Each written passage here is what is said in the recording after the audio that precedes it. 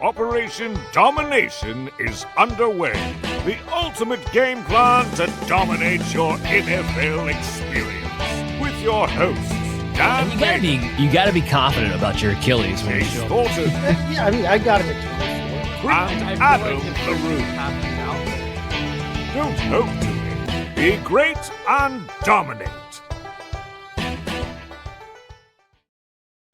Welcome to Operation Domination. And I think for the first time, I can truly say it is time for 2026 season content. With the Super Bowl over, we're diving right in and kicking it off into getting you prepared for the 2026 season. Love fantasy football. It's all year round. As always, I'm your host, Dan Mater, joined here with Adam LaRue, Chase Thornton. Make sure you're downloading Operation Domination throughout the entire offseason. Going to be nonstop NFL draft content, free agent content, strategy draft content, just like crazy amounts coming to you all season long. And make sure you check out our video content when you go to the Fantasy Football Advice Network YouTube channel at FF Advice Net. All right, gentlemen, it's a jam-packed episode, so I'm going to get right into it. I want to lead this off. And the title of the show, of course, is The Coaching Changes, Fantasy Impact, which is not a unique episode. I realize this. A lot of other podcasts cover this content, especially this time of year after the Super Bowl's over and all the coaching positions, or the main ones at least, have essentially been filled. But here's what has always kind of driven me a little bit crazy about the people who do this content. They'll talk about the coaching changes. They'll talk about what players they think are impacted the most. But in the same breath, will tell you that schematics and coaches are negligent when it comes to fantasy football impact. And it's always been an oxymoron situation to me. So I did a little bit of data digging, and I want to see what your guys' reaction is to this. So basically, I took the last 10 years, and I put together not EPA per offense, not DVOA, but what we actually care about from a fantasy football standpoint.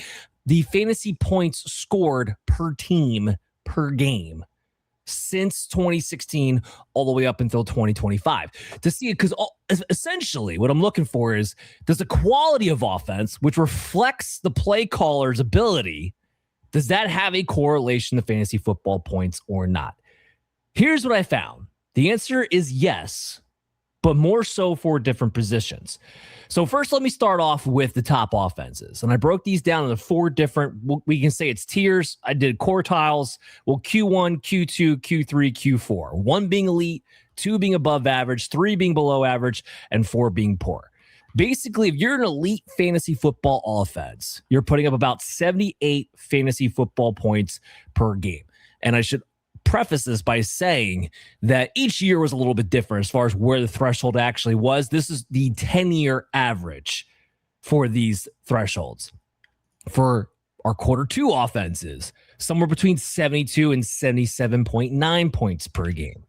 Quarter 3 would be 66 to 71.9. Quarter 4 will be 66. So when I reference Q1, Q2, Q3, Q4, hopefully you guys as the listeners and the viewers will be able to follow along as to what really we're talking about here. Now, here's what I found. A Q1 offense is obviously very, very good for fantasy football purposes because it's spreading all the fantasy football points around. Multiple players on the same team have the ability to be fantasy weekly starters. And ultimately, this is what I was trying to measure it against. In particular for wide receivers. So overall, a poor offense to a great offense, a Q1 to a Q4 offense, doesn't have much of an effect on the wide receiver 1. But it does, however, have a great effect on whether or not that team can sustain multiple fantasy weekly starting wide receivers. The example I gave in here was the Los Angeles Rams this past year, which we saw Puka Nacua and Devontae Adams in a quarter 1 tier offense because the Rams were averaging 95.42 team fantasy points per game. Both of them were weekly fantasy starters and great ones at that. On the flip side, we had the Atlanta Falcons, who were a quarter 3 tier offense. We had Drake London, 13.99 fantasy points per game, very weekly fantasy startable. But then their second receiver, Darnell Mooney, was 4.42 points. But outside of that, it doesn't really affect the wide receiver 1 very much. The other position that the quality of offense and play calling least affected was the running back position. Only about a 36% lift did the running back position get depending upon the quality of the offense. The big divider would be a higher tier offense gave the running back more ability to score touchdowns. That wound up being a difference maker between an elite RB1 and RB2. But ultimately, if you're a running back getting a certain amount of volume, no matter how bad the offense is, you can still be a weekly fantasy starter. Now we get into the positions that it helped the most. Quarterback was number one. The quality of offense dramatically affects the fantasy football ceiling to floor ratio of a quarterback. And we're talking about the difference between a quarter one offense and a quarter four offense can be 9 points per game for fantasy. About an 84% lift. A great example of that would be Caleb Williams. 2024, Shane Waldron. It was a quarter four tier offense. He only averaged 15.56 fantasy points per game. Not startable at all, especially in one quarterback leagues. Fast forward to Ben Johnson, which, believe it or not, was only a quarter two offense. It was not a quarter one offense. It was a quarter two offense. It was 3 extra fantasy points per game at 18.56. Good enough to be a weekly fantasy starter. The quality of offense greatly boosted Caleb Williams and his efficiency. And then tight end was a second. So tight end actually got a 51% lift depending upon the quality of offense. And I actually used Trey McBride and Brock Bowers as the example here. Remember, Brock Bowers' consensus was the tight end one being drafted, but he was in a quarter four offense. And while ultimately 11.86 fantasy points per game is good for a tight end, it's only because he himself is an elite player. And much like the running backs, the quality of offense dictates how many touchdowns a tight end has the ceiling of. Trey McBride in a quarter two offense this past year, 14.88 fantasy points per game and 11 touchdowns. Neither one had great quarterbacks, but the quality of offense for Arizona, I'll grant you, different circumstances, and the quality of offense for the Raiders dictated the ceiling to floor ratio here. So I know it's a lot to digest. I want to get your guys' reactions. We'll start with Adam. When you hear all those numbers and the quality of offense and the play callers and how they affect it, what's your takeaway on how much that impacts fantasy football? Yeah, it definitely does. I mean, I think it's kind of crazy to come away with the hypothesis that coaching doesn't matter after what we've watched the past few seasons. And I think actually this season's Super Bowl, like we talked about it a little bit off air last week, but this Super Bowl was such a great example of how much coaching does matter in the NFL, because I think we all agreed these weren't the best two teams on paper in the NFL, especially the Patriots. But even Seattle, I don't think is the first or second best roster. But when combined with a coach like Mike McDonald and their court, Clint Kuibyak obviously getting a head coaching opportunity, clearly that changes, the math a little bit. So clearly coaching matters. And I think that that's both real football and, of course, for this conversation, fantasy. So I think for people to come away with the idea that coaching wouldn't impact things is silly, especially I think tight end being one that it matters a lot makes a ton of sense, because some coaches use tight ends and some don't in the passing game. Like that, again, seems like something that should be clear and should be a safe hypothesis, but a lot of people wouldn't come to that conclusion. So I'm glad that you pulled the data for it, because this is really interesting. Well, and Chase, I'm going to ask you this question. The reason why a lot of people out there will say that this does not matter is because, well, the personnel will dictate the scheme and will dictate the play calling, and therefore, and yet time and time again, I feel like that doesn't actually wind up happening. Even if you have an elite player, if he's an elite player in a position, Brock Bowers was the greatest example, right? Because we had a long history of Chip Kelly not properly utilizing the number one tight end on his team, and even though you had Brock Bowers, you think would change that. He still had his ceiling limited, even on a points per game basis, because it wasn't what he typically does. So it does matter, because coaches do get in their way. I don't know, Chase, what's your take there? Well, no, I think that for tight end and for running back, what you've done here and what you've kind of laid out for people, I think it kind of reinforces what we all kind of intuitively always felt in terms of the idea of, for the most part, the volume is going to dictate how much a running back can and can't score. Yes, the quality of the offense means they're getting into the red zone more often, which means typically more, touchdown opportunities for those two touchdown dependent, or in tight ends, they're touchdown dependent for those two positions, because both of those positions tend to score their touchdowns from in close. When it comes to quarterbacks and evaluating your quarterbacks, I wonder a little bit about correlation and causation. You know what I mean?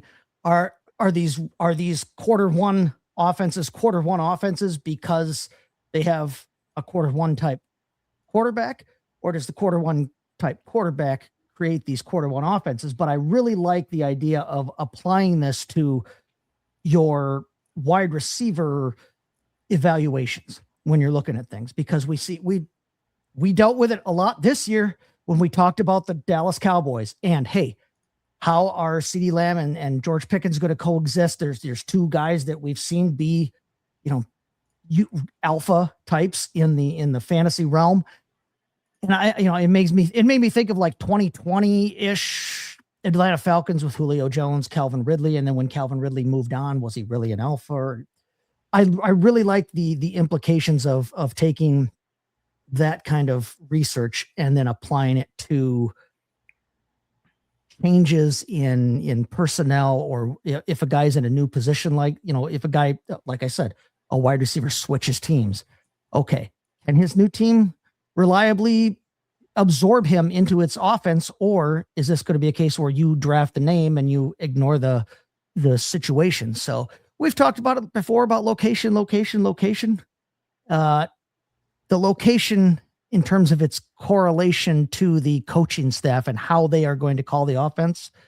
It's a much bigger deal than a lot of people want to make it out to be. To your point, you made an excellent point, by the way, about the causation. Yes, typically speaking, a quarter two or a quarter one offense, an elite or above average offense, is going to have probably a pretty good quarterback. It's hard to do one without the other in most cases. Not every case, but in most cases. One of the cases we're going to talk about later on in this show is the Buffalo Bills. We'll get to that, but that's a great point as far as, is it the play caller or is it this guy? But more importantly, the quality of offense, how it affects fantasy-wise the rest of that team, is mostly what we focus in here on, and exactly what the patterns of these new coaches have been and what they've brought to the table. So let's get the ball rolling, shall we? The Falcons, they made new hirings. They brought in Kevin Stefanski. I mean, it's a whole new coaching staff besides Jeff Ulbrich, right? They brought in Kevin Stefanski to be the head coach, Tommy Rees to be the offensive coordinator. The idea as of now is that Tommy Rees is going to be the play caller, but we know that even back with the Browns, this is still Stefanski's offense as a whole. Rees came up with Stefanski, so while he might have his own twist on the play calls themselves, this is essentially Stefanski's offense. And we have a good history of Stefanski, right? Offensive play caller of Minnesota in 2019. That was actually an above average quarter two offense. Then we have him from Cleveland from 2020 to 2024. And then 2025, I kind of gave the credit over to Tommy Rees. So I wanted to focus in on Stefanski a little bit. Basically, in his 4 years at Cleveland, he was either a quarter two, a quarter three, or a quarter four offense. So we had the whole realm. Now, some of that is not entirely his fault, because the quarterback play decreased in his time in Cleveland too. So this is a big factor there. But here's what stuck out to me when I'm looking at Stefanski and what he actually did for each one of the positions. He was over the league average in running back carries, 27 to 24. He was over the league average in running back target share, 20.8% to 17.2% of the league average. So ultimately, right off the rip, that tells me Bijan Robinson, not that we were worried about you. It looks like you're going to be just fine within the system. It'll feature you. The other caveat I have here is the wide receiver one target share. 25% of the team targets usually go to the wide receiver one. That is elite wide receiver one type of numbers that he's leaving room for. The other receivers on the team combine for 33%. So he is funneling it typically to that number one wide receiver, not much else outside of that. And then the tight ends is the big one. He's over the league average in every category that matters for a tight end. Tight end target share, 27% to the league average of 20. That's a huge gap. Nearly 2 more fantasy football points per game. Nearly 2 more touchdowns per year. So featuring that, this is, I think it does show up what's going to be, but Let's say Kyle Pitts comes back to the Falcons. They have Drake London. They have Bijan Robinson. You're looking at Kevin Stefanski come from Cleveland, which was a bad offense in quarter 4. Adam, does any of this worry you about what we care about fantasy-wise in Atlanta? Not especially in this case, because I think in the case of Cleveland, it's very circumstantial. I like the data that you've brought forth. I just think that this is a bit of an exceptional case where the personnel in Cleveland was the culprit to me in this example. And furthermore, I also think that was the case, or I think the coaching was the case in Atlanta. I think coaching was the problem for Atlanta. I think personnel was the problem for Cleveland. So I'm optimistic that this could work. I don't think it's a surefire thing, but certainly, and I've never been a big Tommy Rees guy, to be clear, but for the head coaching spot, I really think Stefanski is a pretty big upgrade offensively from what they've had, and certainly won't be giving the tells that Atlanta had been giving each of the last 2 seasons. Zach Robinson, it was pretty clear. Even if you were a casual fan, you could just turn on and see exactly what they were going to run before they were going to run. It didn't take a Tony Romo. You could do it yourself and just know based on if they were in shotgun. All right, cool. They're passing. They don't run out of shotgun ever. And all right, they're under center. Cool. They don't pass from under center. So they're going to run. Sweet. Thank you. And you know, there's a basic quality of coaching that I think we need to pass to hit this, for this to be relevant. And I don't think that Atlanta was passing it. Yeah, no, I tend to agree with that too. And just Chase, there's a whole quarterback question, right? When is Michael Penix going to be healthy? Who's going to be there in case he's not healthy week 1? How much do we, fantasy-wise, does Stefanski actually boost Michael Penix? We've only seen one quarterback really be successful, and it wouldn't last very long. So what's your take there on that standpoint? Yeah, I think what you just said is the entire question with this Atlanta offense, and that's the only thing that will govern, for better or for worse, my optimism about this Atlanta offense. Listen, nobody can argue that, yeah, Bijan Robinson is a top tier running back in every way, shape, or form, whether we're talking on the real field or on the fantasy field. And the numbers you laid out, yeah, Bijan to the moon, especially if Tyler Algier moves on like I think he will. But really, it boils down to, we've heard that they're getting rid of Kirk Cousins, and so it's going to be Michael Penix's show, provided he's healthy. What do you feel about Michael Penix, and how do you feel he can perform? Because we know that, to go back to our previous discussion about coaching environments reflecting, in the fantasy points, when Kevin Stefanski has had a capable, competent quarterback, he has led quartile 2 and up type offenses, which would then bode well for, say, whoever ends up being the wide receiver 2 there. Winds up being good news for Drake London in terms of him maintaining his status as one of the top, wide receivers in the league for fantasy. So it all boils down to, what do you think of their quarterback? Because if you think that Michael Penix can be even a competent quarterback, Stefanski has an offensive history of being able to lead very, very fantasy-friendly offenses, regardless of position. And I agree with you that, yeah, if Kyle Pitts comes back, there's some nice numbers there, but Kyle Pitts needs to come back. So from a fantasy standpoint, Atlanta, I think, is one of the more interesting locations to follow this offseason because of all of the moving parts that could fall together absolutely perfectly for what we do, regardless of how it works out in the standings for the Falcons. I think the nice thing about all this is that we like predictability. And with the Atlanta Falcons, what I can say is predictable is that the positions we care about, Bijan, Drake, if Kyle Pitts returns, I'm not worried about it under Kevin Stefanski. That's ultimately the takeaway that I have there. This team, I have a little bit of a different take on as far as my worriedness. So the Miami Dolphins, they have now Jeff Hafley as the head coach, and they brought in Bobby Sloic. And then literally earlier today, they brought in Kevin Patullo to be their pass game coordinator. which means this is going to be very uncreative and static and not very good, at least in my opinion. But let's look at some of the data. So Bobby Sloic under Houston in CJ Stroud's rookie year did manage to put together an above average offense. They averaged 77.12 half-point PPR points per game as a team. That was above the league average and put them in the quarter two conversation. That was the only year that we saw a quarterback actually flourish from a fantasy standpoint under Bobby Sloic. Now, what he had 2023 and he had 2024. 2024, he got fired because of the way the offense took a step backwards. It took a step backwards, and it was really a quarter three offense, a below average offense from that standpoint. The only position that survived consistency fantasy output for Bobby Sloic in both years was the wide receiver position as a whole. Both years, because he did not emphasize wide receiver elite one level target share to any one particular receiver. Even when he had a quarter three offense, they actually had multiple receivers that were still fantasy relevant in 2024. Think Stephon Diggs, Tank Dell, and Nico Collins and all those guys. That's also what it dribbled down to. Remember Nico Collins in 2023, the reason why he was a wide receiver one was because the incredible efficiency that he was having. He wasn't overly volume targeted. So I'm going to lead off with this going into the Dolphins. I'll kick it right back to Chase here. Because when I think of the Dolphins right now, I think of two players. I think of Devon Achane, I think of Jaylen Waddle. Because the rest of it is up for grabs as far as what it's even going to look like. So knowing that Bobby Sloic will funnel the majority of his team targets to the wide receivers, which was a 7.8% increase over the league average both years. How does that make you feel about Jaylen Waddle under Bobby Sloic, even if, I don't know, maybe he's not the most creative guy or not super excited about it?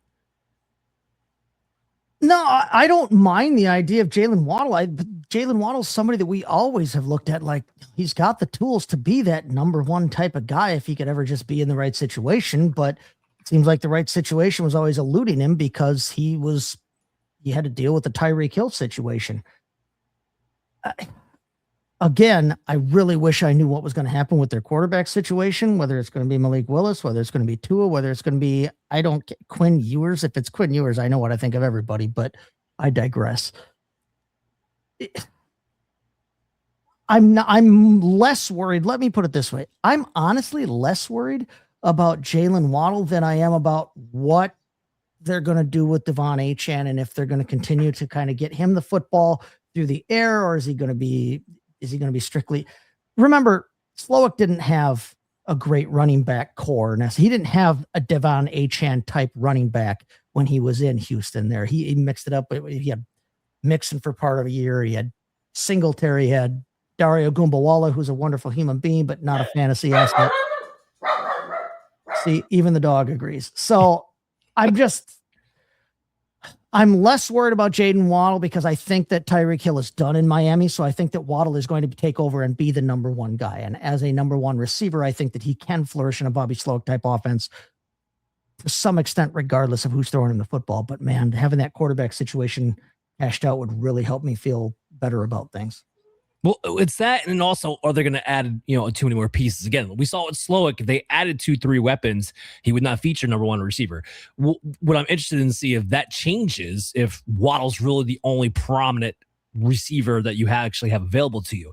To your point about Devon Achane, here's what is interesting. While he didn't have a great running back in Houston, he was exposed to Christian McCaffrey when he was with the 49ers back in 2023 or 2022 before he left to go be the offensive coordinator for Houston.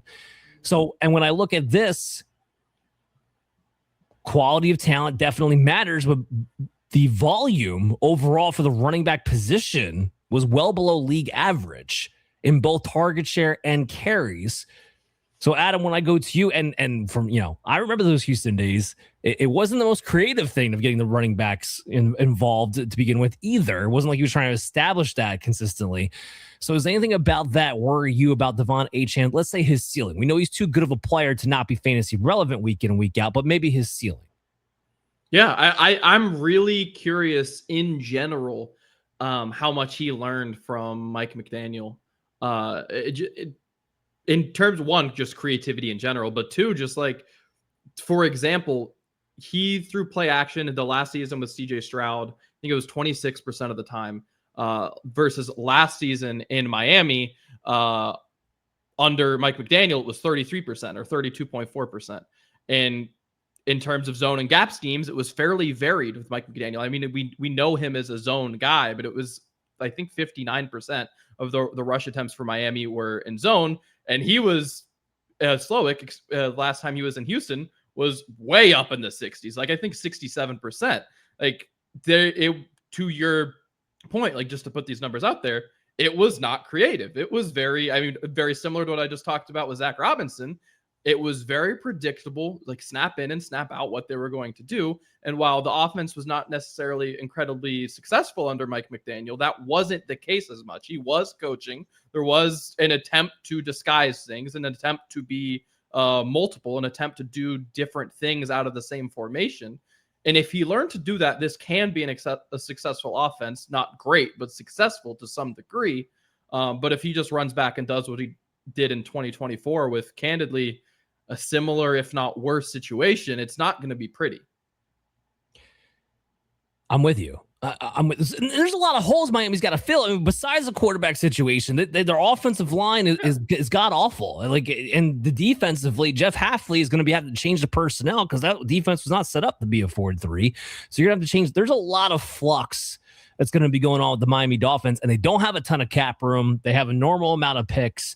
Like, so this is going to be an interesting little reset here going on with Miami. To that point, I'm predicting a Q3 offense, a below average offense, which means the wide receiver 1 can survive and running back 1 can survive, but their ceilings are cut and their fantasy weekly starters as a result. And that's kind of what the data is telling me here.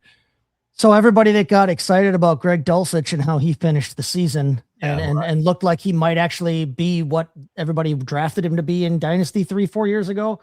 Yeah, he's going to continue to be the same thing that 3/4 of the tight ends in the league are, just a complete and total shot in the dark. Yeah, because that's the position I didn't even mention with Bobby Sloic, but that's been well below average. Yes, every time he's been a play caller with their usage and fantasy points per game. All right, so the next team, I told you we're going to talk about these guys, and we don't spend a lot of time on it because there's not a big change here ultimately, right? Joe Brady takes on head coach. He already was the play caller the last 2 years. We kind of know what we're going to expect. I don't expect that they're going to change up the offense much. And then this is where we can get to the causation. I want to kick it back to Chase to just talk a little bit about the causation here with the Buffalo Bills, because they were a Q1 elite offense from a fantasy points per game standpoint, both 2024 and 2025. The quarterback position in particular, scoring 6 more points per game than the league average quarterback 1 in Josh Allen, yet only dropping back about 2 less times per game than the league average. Ultimately saying Josh Allen as a runner is what made this fantasy engine essentially go. That and James Cook, I'll talk about that in a second. But when you look at that for Buffalo, knowing how Joe Brady's called this game as a super spreader offense, how do you see this thing? Yeah, like you said, I don't see a ton of difference in terms of how they, continue to operate in terms of their percentages, run percentages, things like that on offense. But yeah, you talk about the fantasy points they scored per game, and 44% of them came from the QB1 in points per game and the running back 6. Any team that can have those two is gonna score a ton of fantasy points.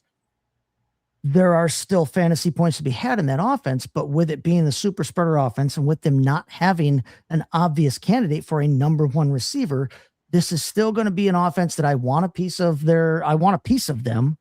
I love having Josh Allen if you want to take the high enough draft pick to get him. I love having James Cook if you want to spend the high enough draft pick to get him. And I feel like you have to have a piece of it somewhere, but I don't want to have necessarily any of their pass catchers because they're going to spread it around. What it does mean is that if he's healthy, Dalton Kincaid as the tight end is a little less touchdown dependent than other tight ends, or should be a less touchdown dependent than other tight ends. So I think you can feel confident going back to the well with that. I'm still steering clear of the wide receivers in this offense, even though there's room and should be room for 2 top performers at wide receiver until and unless they can get a guy in the door who fits that profile. Until then, it's just going to be, he'll throw it to whoever's healthy. And in the meantime, you can always count on points from Josh Allen and James Cook. Well, because apparently it was Sean McDermott's fault that they got Keon Coleman, which makes no sense to me still to this day. I'm still cringing over that. Head coach had nothing to do with them picking a wide receiver in the second round. I'm going to tell you that right now. Regardless. Now, you mentioned something that was interesting. The tight ends, you think they could eat? Well, the fact of the matter is over the last 2 years, the tight ends have been below average in both tight end target share and tight end fantasy points per game for Buffalo under Joe Brady. Which makes no sense because since they haven't had a lot of talent since Stephon Diggs left the wide receiver position, their biggest talent was supposed to be their first round draft pick in Dalton Kincaid, and yet they don't utilize them. It's a super spreader offense through and through. Here's what proves it. The wide receiver 1 target share for Buffalo average over the last 2 years is just over 18%. The league average is over 22%. But the target share for their other wide receivers that aren't the quote-unquote wide receiver 1 of the team is over 42%. The league average for other wide receivers is 36%. It shows you proofs in the pudding where he has set this up. This is a super spreader offense where we run the ball with our quarterback, we run the ball with our running back, because even the running back target share is below average. So Adam, I ask you this. Everyone keeps harping on Buffalo. Get a wide receiver. Get a wide receiver. They just need an alpha wide receiver to take it to the next level. If they do that, given Joe Brady's history, and by the way, it's not just Buffalo. This goes back to Carolina, goes back to LSU, even though you had juggernauts in LSU. So it's a little bit of a different story, but he's a super spreader guy. That's who he's always been. They get a mega wide receiver. How much does that change things in your mind? Probably not much, to be honest with you. I just don't think that this is a team that is and their offensive room is set up to have like the typical guy that's moving around the formation, and you're making the one guy the weapon, but he can attack you from all these different spots. I think that they like to have players in their roles and not move them around, not let them be varied, not let receivers necessarily be versatile. And I think what reinforces that to me is that you go out and you add Pete Carmichael to the room, which New Orleans and Denver, much the same, candidly. We're not guys where you're moving your receivers out a ton and like trying to let them be versatile. I mean, to be at least a little bit fair, Pete Carmichael was there for Michael Thomas, where they did that a little bit, but nonetheless, he was just a slot receiver that ate, more or less, not necessarily a guy who was moving around the formation a whole ton, like you see with the, your CeeDee Lambs, your Jamar Chases, your Justin Jefferson. So I don't know that they're set up to be a team that can really house that level of wide receiver. Maybe it gets better if like their identity changes from a personnel standpoint, but that's the only help that can really come. I don't think coaching is changing in any significant way. But do you not think that if they had that alpha type guy, because I think we all agree there has not been an alpha type guy there in a couple of years. If he had that alpha type guy, do you think that Josh Allen wouldn't go to him regardless of what the play call and reads are? Your reads can be whatever they are, but if a guy's good enough that he's getting open, that's the guy you're going to be throwing to more often than not. And 2023, I realize different coaching staff and everything else, but 2023, he did throw the ball to Stephon Diggs 160 times.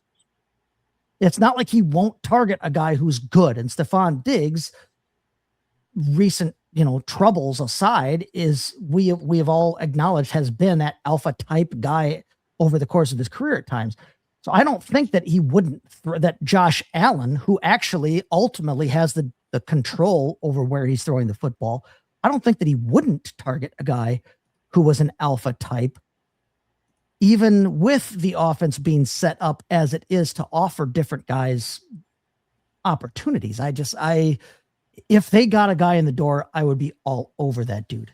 Here's where I agree with you. Josh Allen is desperate for a go-to option and a safety blanket. Yeah. If he got that option, I 100% agree with you. He would go to that option very frequently, despite the play calling. My point, I guess, is more this. I don't know if the Bills are going to ever bother with Joe Brady, the way he runs this system, because they have been an elite level offense the 2 years he's been there doing what they do, which is why I think the Sean McDermott firing was even more hilarious, because ultimately it's the defense that's the issue. I don't think Joe Brady's the one who's going to fix that. You got to hope your defensive coordinator you hired in Jim Leonard is going to be the one who fixes that. that I mean, I do think there's ultimately an issue where they need more weaponry to take it to a level they could possibly go to. That's 100%. But I guess my point more so being is that I don't think Joe Burry believes in bringing in an alpha type of guy. I mean, he might believe in trying to bring in 2 upgrades, which goes back to his spreader theory. But ultimately, this is who he kind of wants to be. So that's why I don't know who else they're going to add. And plus, between free agency and where they're going to select in the draft, there's no guarantee there's an alpha type of wide receiver weapon that's going to even make their way to Buffalo. Yeah, no, it would take a major move that I agree with you. I don't think that they have in them. I don't think they have the desire to make that kind of a move, especially after that crazy ass press conference we all saw a couple weeks ago. So it's just one of those things. We'll have to see how that changes. That's something where a player of certain talent could change the scheme and play calling to at least some degree, or Josh Allen saying the hell with it, I'm going to do what I need to do. Let's go to the Giants. Oh, the Giants. You did so good with hiring John Harbaugh to turn around the organization. You screwed it all up with hiring Matt Nagy as the offensive coordinator. Just a way to find a way to screw the whole thing up. So they do bring in Matt Nagy. He's who we're going to focus on because the offense is a fantasy football show. I look back at his time in Chicago because I don't really care what he did in Kansas City. Andy Reid's the one sitting there calling the plays, and he got Patrick Mahomes. So what did you do in Chicago when the whole thing was yours? Well, ultimately, he either had an above-average offense or he had a very poor offense. There was no in between. It was one or the other. Ultimately, his 4 years, his average came in, we'll call it the average threshold because he's at the top end of the below average offense and right below the above average offense with 71.34 team fantasy points per game. The league average in those same years, though, by the way, was 78. So he comes in just in the key threshold of our 10-year data, but for those particular years was well below average in team fantasy points per game given. Those are also the Mitchell Trubisky years. If we all ultimately remember those years and how wonky and crazy that they could be. Basically, it went like this. Every single position was below average from the league average for fantasy football purposes. Quarterback, 15.61 to 17.96. Running back, 13.05 to 13.49. Wide receiver 1, 11.62 to 12.11. And tight end 1, 5.85 to 7.08. You're going to a Giants team that's Jackson Dart. Your hope Cam Scatterbo is back. Your hope Malik Neighbors is back from returning from ACL. There's players we care about on this team. Adam, what's your take here at Matt Nagy? It's not good. I think more than that, to be a little bit, more descriptive, it's not inspiring for the whole operation top to bottom. I think, Harbaugh has been at the same place for so long. You hope that getting fired or whatever, that you end up letting that be some kind of inspiration to do things a little bit differently. And Nagy is a guy who is just right in line. You may as well have gotten any of your normal cast of characters at OC. Maybe that's even giving Nagy a little bit of credit, to be honest with you. But it's just, this makes sense for Harbaugh. But it's bad for the New York Giants. I think this is a team where they're walking a tightrope where I think with really good coaching, they could be something, but I think you need to pull things out of Jackson Dart as a passer because he's not there yet. And I don't think that this is going to be the staff to do it, to be honest with you. I think that they'll be fine in terms of getting him out of the pocket and letting the QB run stuff. So for fantasy perspective, short term, maybe he's all right. I think the run game will be okay, not great, but okay. I mean, it'll go at least as far as this Scatterbo's health will allow it to. But in terms of the development of your quarterback, which is ultimately what's going to carry this offense wherever it goes long term, I don't think that this is a positive hire. Yeah, the only thing I could even see here, and by the way, I just want to put this out there. During the draft process, Jackson Dart was already in a comparable zone for me to Mitchell Trubisky to begin with. So this is not a good thing that we're going to now pair him up with the coach who made sure he got run into a permanent backup role, in my opinion. He can run. Hey, Mitchell Trubisky was a Pro Bowl quarterback in 2018 under Matt George Nagy. Sanders. So what does that matter at all? Yeah, do not care. But it can run a little bit, can throw the ball over the middle. I question his ability to read. I question his ability to consistently throw the outside. I mean, it's the same guy ultimately. What we're talking about here. He did have a year where he was able to put it together. To your point, the Pro Bowl year, Trubisky was a top 12 quarterback, but usually not sustained success is mostly the issue. The only thing I'm looking at here that would give me some hope as far as how the Giants line this thing up. Well, two things, actually. The target share for the wide receiver 1 was nearly 25%, and the target share for the running back was over the league average. Is that enough to save Neighbors and Scatabo with where they're probably going to be ADP'd at to be in drafts next season, Chase? Because figure Malik Neighbors, we're probably still talking second, third round, even though he's coming off the ACL because he's a younger player. Cam Scatabo, I'm going to assume, just off the top of my head, probably somewhere between the 4th and 6th rounds, maybe higher because people really loved what they saw out of him. So if you're talking about that kind of draft capital with this coaching scheme now, where are you at with that?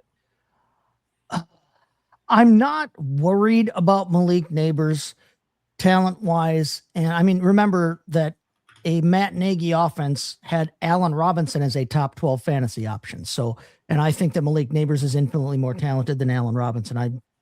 I'll say that all day long. With Neighbors, it's going to come down, ultimately to his health. I don't know that I'll be in on him necessarily at the price I'll have to pay for him on draft day, but I'm not worried about him from a production standpoint in this type of an offense. We kind of, joked around about the idea of Mitch Trubisky being a Pro Bowl quarterback here, but I think that Nagy can get at least Mitchell Trubisky numbers. I think he should be able to get better than Mitchell Trubisky numbers out of Jackson Dart, because ultimately I honestly do think Jackson Dart is more physically talented than Mitchell Trubisky. David Montgomery was a top 10 type option at times under Matt Nagy. Cam Scatabo, I don't personally have as high of an opinion of Cam Scatabo as I did of David Montgomery. So I'm not necessarily expecting as much there, but I think that there is juice to be had there for the likes of their primary offensive skill position players. But like you said, they were quarter 2, quarter 4, quarter 2. They were kind of back and forth, and it was kind of up and down as to how Nagy's offenses have performed as a whole. And so for that reason, I'm going to assume that quartile 2 is a ceiling. And because that's the case, it makes me, it just further reinforces my idea that I don't want anything to do with the number 2 receiver on this team. I don't necessarily want anything to do with, even though I love Theo Johnson as a player, I don't necessarily want a whole lot to do with him as a tight end unless I'm late in a draft and I don't have one yet. And then he's as good a dart throw as any. But like we just said, it's a dart throw. You can't narrow anything down from that. Scatabo, I think, will perform well, but I'm not expecting top 10, top 12 type numbers from a Cam Scatabo in this offense. I was going to say, the one thing I give Theo Johnson some hope for is that Dart pegs that middle of the field so often. He likes to peg the big guy over the middle of the field. Yes. And maybe he can survive off of Dart, not necessarily the scheme and the play call of Matt Nagy, which is funny to me because Nagy comes to the Chiefs. They come from a team where they featured the hell out of Travis Kelce. Didn't do it in Chicago. Yep. Didn't bother doing it in Chicago. So we'll see exactly how that plays out there. All right, so this next one, you want to talk about another situation of correlation versus causation. Mike McCarthy taking over the Pittsburgh Steelers. Now, ultimately speaking, when you look at Mike McCarthy's recent history dating back to 2016, I didn't bother going back any further than that because at that point, I feel like it's irrelevant. But going back to 2016, for the most part, he's either had an above average or an elite offense, except for 2 seasons. 2017 with the Green Bay Packers, it was a below average offense, a Q3. And 2024 with the Dallas Cowboys, below average offense, it was a Q3. You know what those 2 seasons had in common? His quarterbacks got hurt. Aaron Rodgers was banged up in 2017. Dak Prescott was banged up in 2024. So what this tells me, because we've seen other coaches be in positions where they have to go to their backup quarterback and the offense doesn't miss a beat. What this tells me, he needs a starter who needs to be an above average starter and in place for this offense to produce under McCarthy, because ultimately, when you break down his film play calling, it's not very creative, hasn't been very creative for years and years and years. The game has passed him by, and he's getting another shot, which is why he probably belongs in Pittsburgh anyway, because they don't believe in real offense. If Rodgers is the quarterback now for the Pittsburgh Steelers, does anything about this, Adam, to you stick out? It's like, hey, you look at, they got Jaylen Warren, they have DK Metcalf, Pat Freiermuth will still be there. Like, is anything sticking out to you of like, yeah, I want a piece of that? Let's start with the DK Metcalf of it all. Like, because people are going to be looking at that. Like, can Metcalf bounce back with somebody who's not Arthur Smith back there with Mike McCarthy? I mean, it depends on what you're looking at for a bounce back. Like a return to his heyday in Seattle. Like, no, that's not happening. But like an uptick in volume, like I think that the Pittsburgh Steelers, I don't really care who the quarterback is going to be, to be honest with you. I think that their pass attempts are going to go up. And I think that he will probably maintain, if not exceed, his target share from last season. So from that perspective, do I think that, you know, he'll have a better season than last season? Yes, I do. But how much better? Like, I don't think he's going to be a wide receiver one. I don't think he's going to sniff that. And even like, it's just like, where are you going to get to? Like, I don't know that he's not someone that excites me, I guess is where I'll boil it down to. I think that if he falls, he could become a value just because of people getting frustrated with him the past couple seasons. Like, there's a world where he is a smart person to grab, but he's not someone that I'm going to be going into drafts with like the intent to acquire, or I'm going to be like building rosters around, or I'm going to be waiting on wide receiver because I know that I have this option late. Like, he's not someone who's exciting to me in that way, but he is someone who I could see becoming a value. I mean, that is the one position that McCarthy has boosted throughout his play calling career, right? Nearly 26% for that wide receiver one, and still over the league average when it comes to the other wide receivers and their target share, 40% to the league average of about 36. So that's the one position, because tight end, below average, running back usage, below average. Quarterback's been really good when he's had the guys in his prime and they're healthy and, you know, everything like that's rocking and rolling. So when you look at that, you know, Chase, where do you fall? Let's say we're talking about, you know, a Jaylen Warren. Like, Ken Gainwell might not be around. You look at that for Jaylen Warren. Any chance here that it's a Jaylen Warren time that people have been hyping up for forever? No, so Matthew Berry, among others, used to have a battle cry about, you know, free Aaron Jones, unchain Aaron Jones, let him go. Guess what person was the coach of the Green Bay Packers when that whole battle cry started? It was Mike McCarthy. So if you thought you were frustrated with Jaylen Warren this year, you know, because of the presence of Kenneth Gainwell, whether Gainwell comes back or not, you still have an offensive history of being very, very frustrating with a guy who's capable of being a running back one, but is not necessarily going to be allowed the workload to become that running back one. So the McCarthy hire in Pittsburgh, regardless of who the quarterback is, regardless of anything else, really frustrates me if I'm a Jaylen Warren dynasty owner, or if I'm somebody who really likes Jaylen Warren and was thinking of trying to target him in drafts here coming up, you know, in 6 months. In regards, go ahead. I was going to say, I have a follow-up to that. We talk about McCarthy. The number one position he boosts is wide receivers, because to Adam's point, everything tells you he will pass more, right? What are the Pittsburgh Steelers going to look like if they're throwing the ball more than they're running? Even if it is Aaron Rodgers back there at this point in his career. What does that even like? That in itself could be a recipe for disaster. I mean, that's my take on it. What's yours? It's a recipe for a PR disaster, if nothing else. I mean, Pittsburgh boy coming home and then wanting to play, you know, finesse, you know, football like that. But yeah, I listen. I have a lot of respect for what Coach McCarthy and Aaron Rodgers did here in Green Bay. I'm a little annoyed with other aspects of their, you know, careers up to this point, but I just, man, this is not an offense right now that I'm overly excited to have any part of.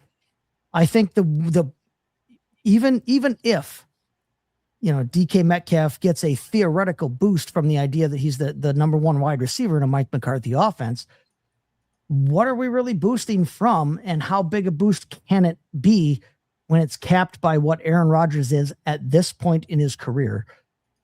So I definitely don't want, unfortunately, any part of their tight ends. I don't want any part of their quarterback situation, regardless of who it is, especially if it's Will Howard in year one of his starting career.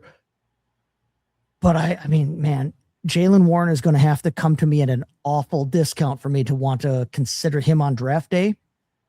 And the same with DK Metcalf. I'm really going to have to see those guys be a value at where they fall to me at before I consider pulling the trigger on them. You know who's surprisingly similar to Mike McCarthy as far as his tendencies go for fantasy football standpoint? Brian Daboll. So Robert Saleh, Brian Daboll, they're going to go take over the Tennessee Titans. And ultimately, look, I think this is definitely an improvement of a coaching staff from Callahan. No question about it. But just, again, zooming in here on a fantasy standpoint. So Daboll was the play caller for Buffalo from 2018 to 2021. And during which, 2018, 2019 took his lumps, poor offense. Josh Allen came along. All of a sudden, they became an elite offense 2020 and 2021. And they also had Stephon Diggs a little bit during that time, too. So they had the combination going on there. I stop at the Giants at 2022, which was a below average offense, the quarter three offense. The reason I stop at 2022 is because the years after that, there was a lot of Daboll calling plays, then he gives it to the offensive coordinator, takes it back from the offensive coordinator, gives it back to the offensive coordinator, and there was a lot of that going on for the last few years, like over that. So I'm not even diving into that. I'm just going to stick with the years where we know it was Daboll as the play caller pretty much the entire year. During this time, very similar, like I said, to Mike McCarthy, below average usage for the running back, below average usage, way below average usage for the tight end. Quarterback with Josh Allen was fine. Higher dropbacks for Daboll. A little bit over the average with even with Josh Allen was over the average with dropbacks. The big thing we harped in on is, again, he boosts the wide receivers. Over 26% target share for that wide receiver one and over 41% for the other wide receivers. His offense funnels to those wide receivers. So when we look at the context of Tennessee, we know Cam Ward's going to be the quarterback. Running back, Tajay Spears will definitely be there. Tony Pollard might still be there for another year. Calvin Ridley's got anything left? Maybe he's still on the team. They drafted Alik Eomanor. They drafted Shamiri Dike. They have Chigo Akonzo on or Akawa or whatever his name is on as a tight end. I know I butchered that. My bad. Love it. And we also know they have $100 million in cap. We also know they have high draft picks. So this is a team that could definitely look different weaponry-wise once it's heading into the offseason. But as it stands today, Adam, you look at Daboll. We went over his numbers. What's your immediate fantasy impact here? I'm really, really curious about the running game. So quarterback, I think you laid it out well. I think it'll be fine. I don't think that he's going to be a key in the development for Cam Ward. But what I do think is he can put him in positions, to hide his current flaws. I just don't know that he's going to improve upon those flaws kind of in the background, I guess is where I'm going with that. Like, he will maximize what Cam Ward is currently good at. I just don't know that Cam Ward will get much better during the duration of their partnership, so to speak.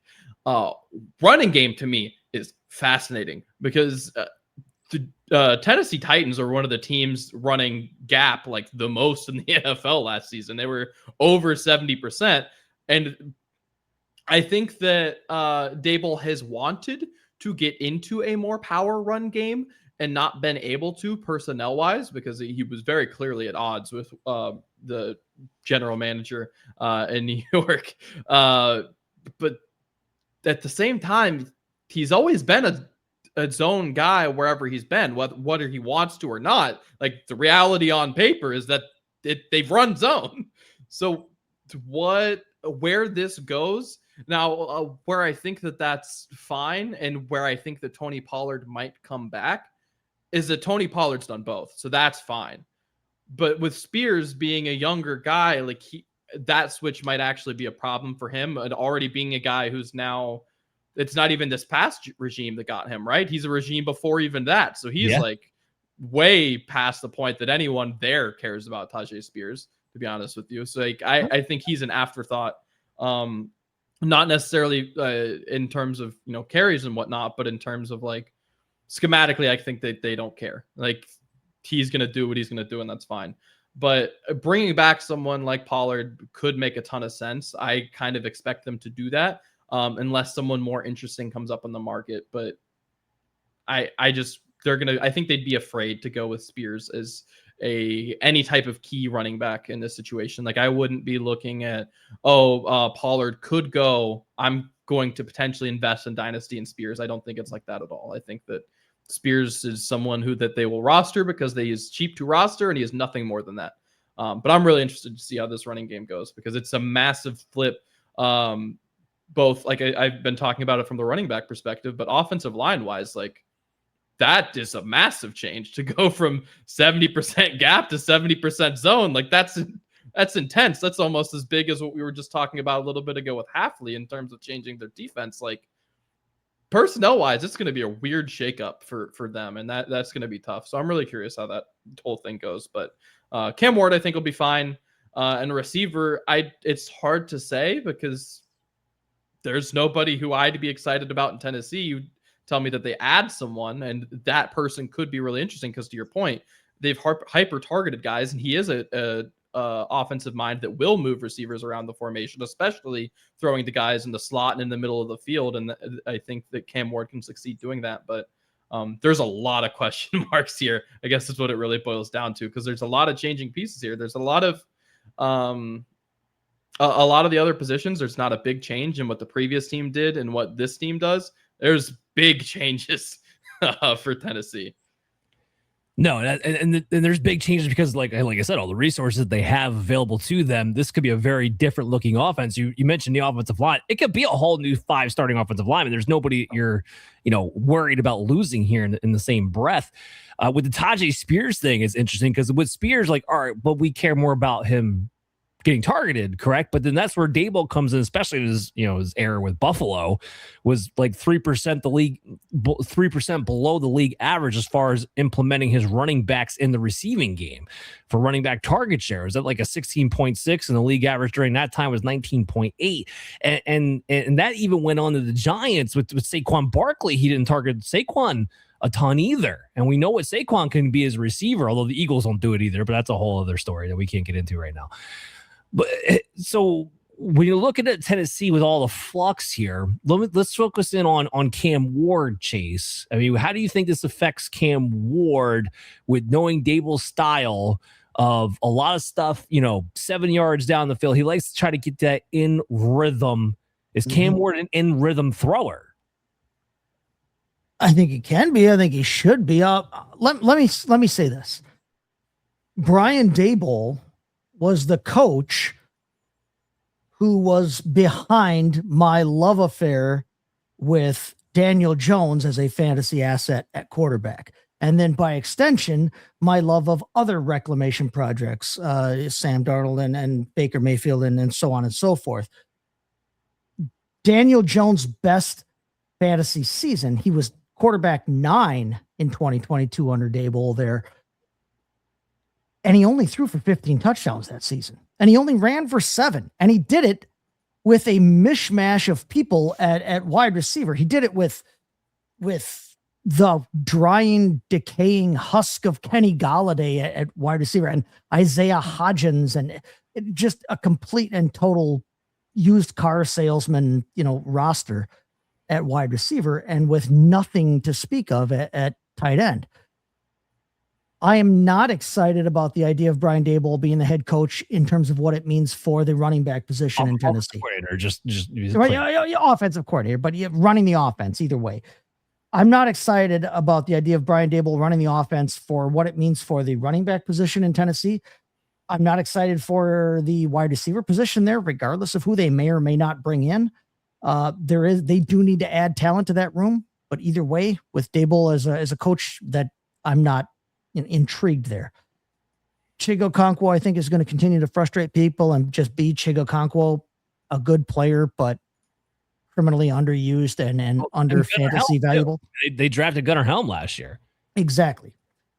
But I do like what Brian Daboll could mean for Cam Ward. I think he has me optimistic on Cam Ward. Optimistic to the point, not that I'm going to push him into quarterback one type territory. I don't think Cam Ward is the runner that Daniel Jones is when Daniel Jones is healthy and hasn't blown an Achilles, unfortunately.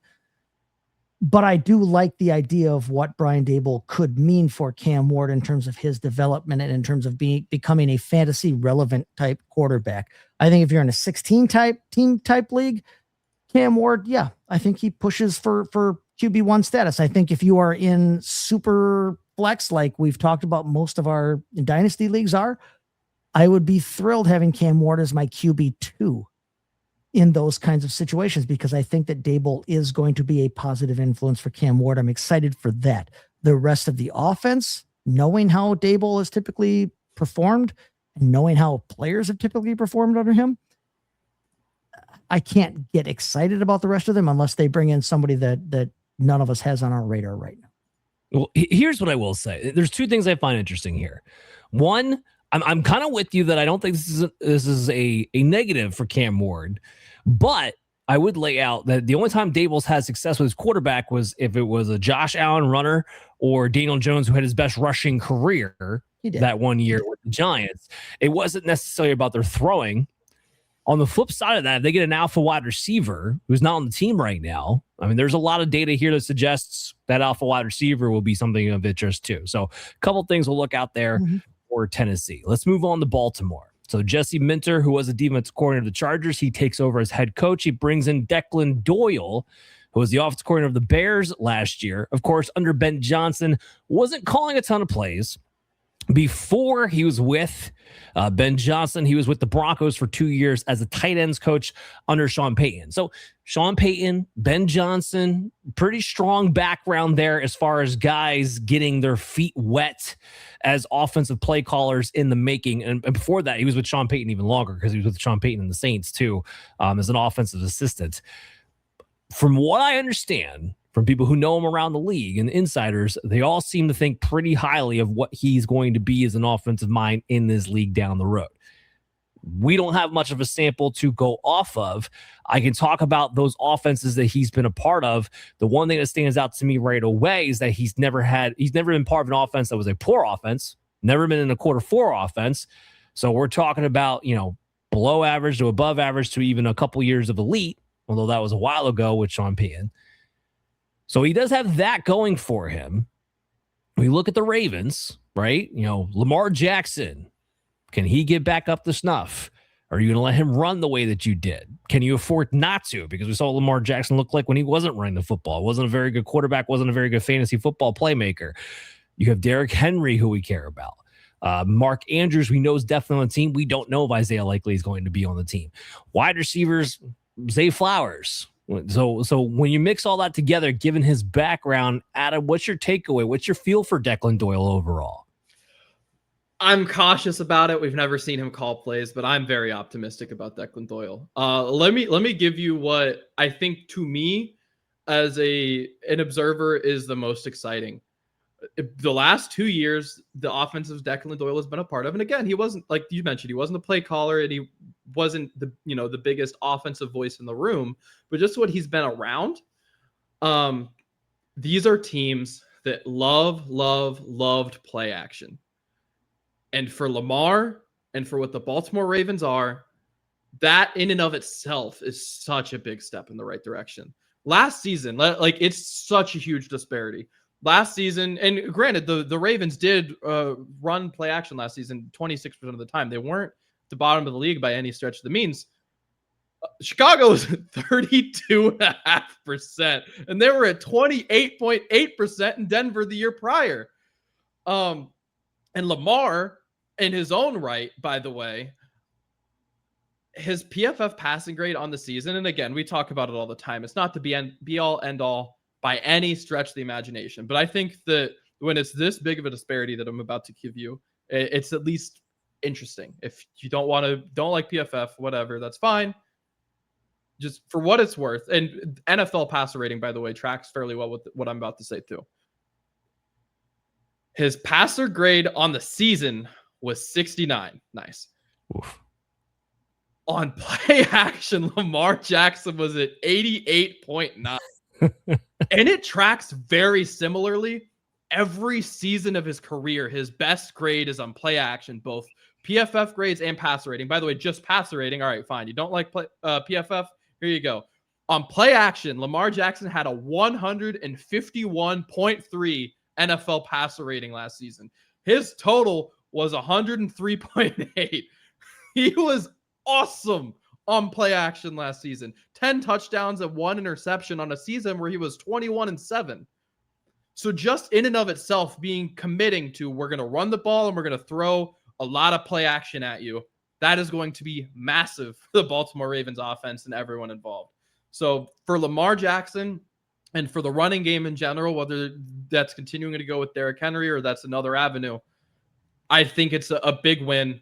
I don't know how much you're going to get out of the receivers. I don't know that changes much. Maybe it's more big plays. But I think that a return to form for Lamar Jackson specifically, I think is something that I'm extremely optimistic about. All right. I like that breakdown. Nicely done by you. Chase, what's your take here on the new Declan Doyle play caller? Well, play action tends to work really, really well when the threat of the play on the action is Derrick Henry. And so I think that that's going to play a big, part in things as well.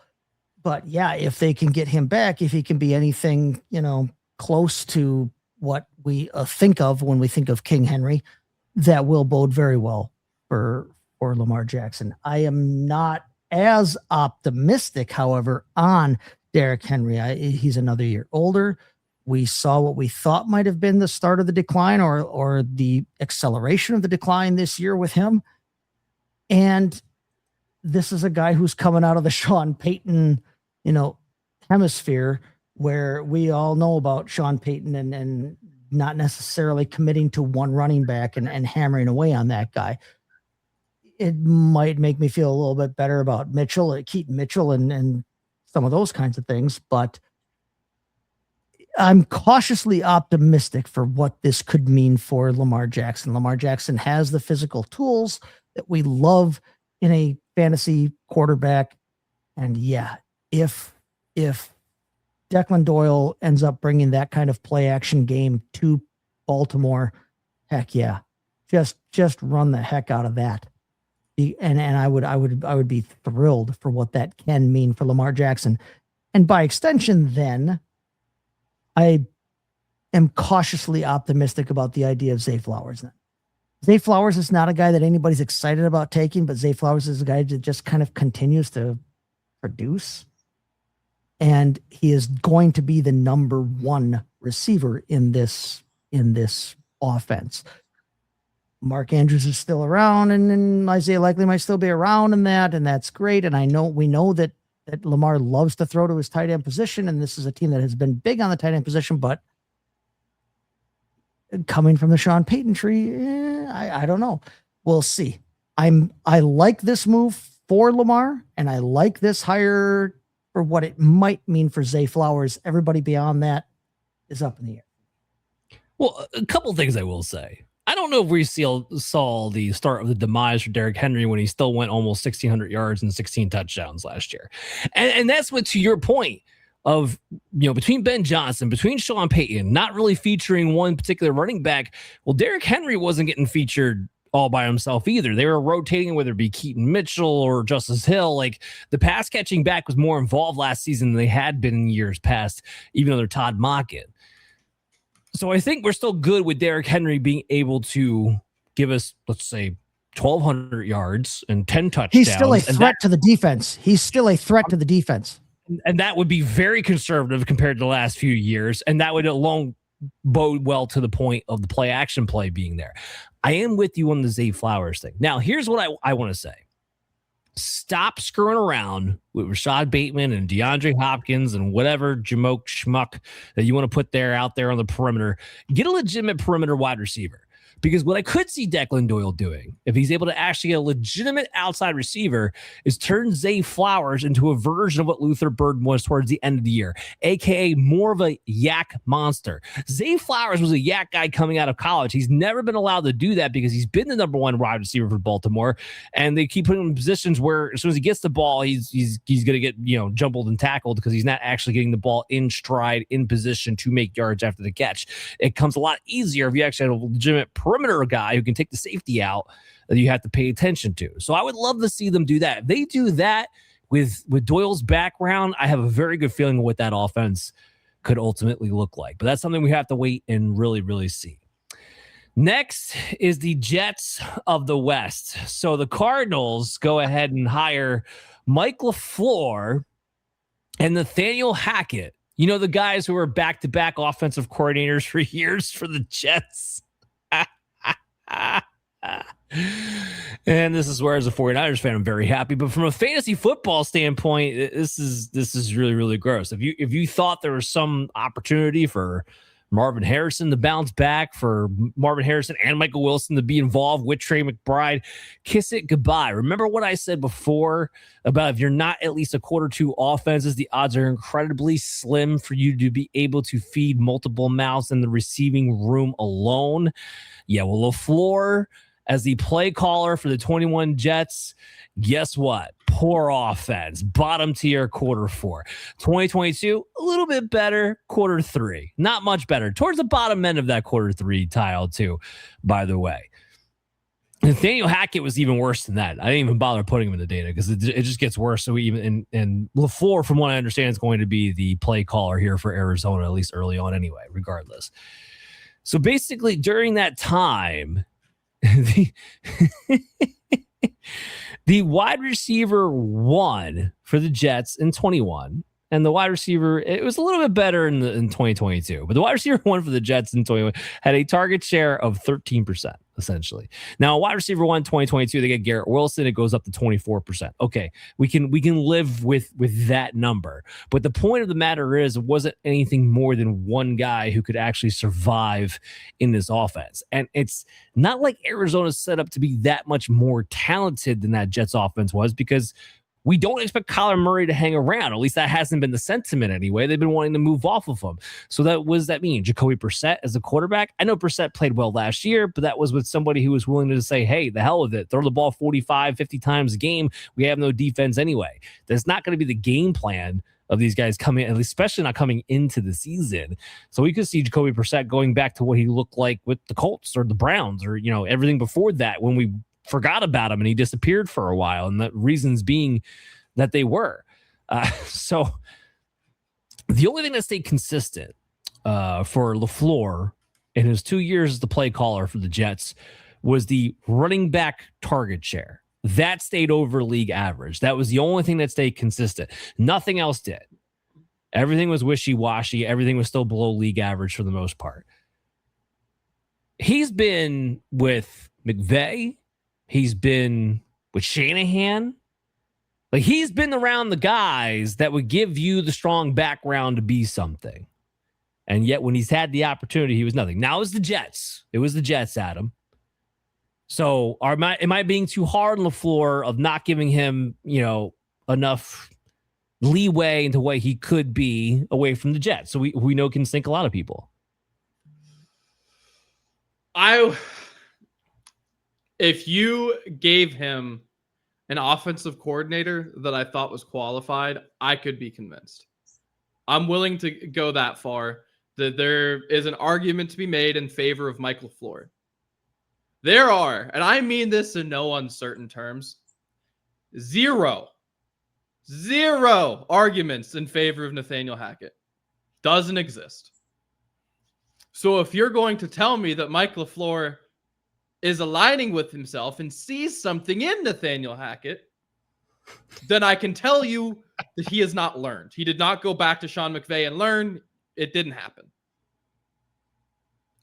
Otherwise, I could have been convinced, because I think that Mike LaFleur, for his faults, was kind of given a bad hand with the Jets. He was certainly a better caller than Hackett was. He was better for the job than Hackett was. He Saleh didn't want to fire him. That call came down from ownership. So I feel for him in a way, but I think, again, with Hackett coming in, it makes it very clear that things aren't going to change and that he is part of the problem. So yeah, I think this is a team where you might see, kind of to your point, a floor with the running backs due to the receiving. But between the two of them, with the Jets, for example, we never saw a 1,000-yard rushing season. Like, it's going to be split. These aren't, granted, you may have Breece Hall's second season. If Breece Hall stayed healthy, you probably would have. He was pacing for it. So that one, I'll even throw the asterisk. I'll give you one.